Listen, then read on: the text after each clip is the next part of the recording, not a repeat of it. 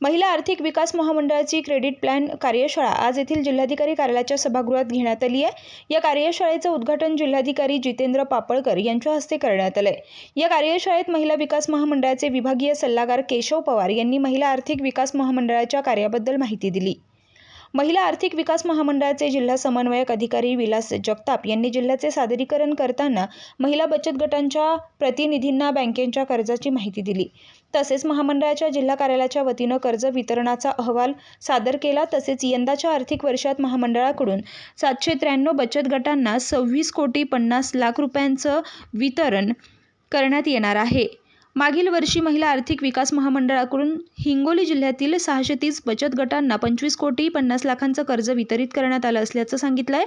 या कार्यशाळेत मागील वर्षी उल्लेखनीय कार्य करणाऱ्या बचत गटांचा पुरस्कारानं गौरव करण्यात आला। यामध्ये हिंगोली येथील लोकसंचलित साधन केंद्र, औंढा नागनाथ येथील रोशनी लोकसंचलित साधन केंद्र, जवळा बाजार येथील स्वप्नपूर्ती लोकसंचलित साधन केंद्र, सेनगाव आणि वसमत येथील लोकसंचलित साधन केंद्रातील महिलांचा समावेश आहे। यावेळी जिल्हा अग्रणी बँकेचे व्यवस्थापक पंकज बोरकर, मौलाना आझाद महामंडळाचे जिल्हा व्यवस्थापक SN सरकटे, बँक ऑफ महाराष्ट्राचे शाखा प्रबंधक SK कुमरे, कॅनरा बँकेचे भागवत बरसाले, ICICI बँकेचे अनिल इंगोले, पंजाब नॅशनल बँकेचे विष्णू गणेश गरक्क, IDBI बँकेचे विनीता मेश्राम, स्मार्ट प्रकल्पाचे शेख मोहीम, जिल्हा उद्योग केंद्राच्या वर्षा बोरकर, HDFC बँकेचे संजय ठाकरे यांची उपस्थिती होती।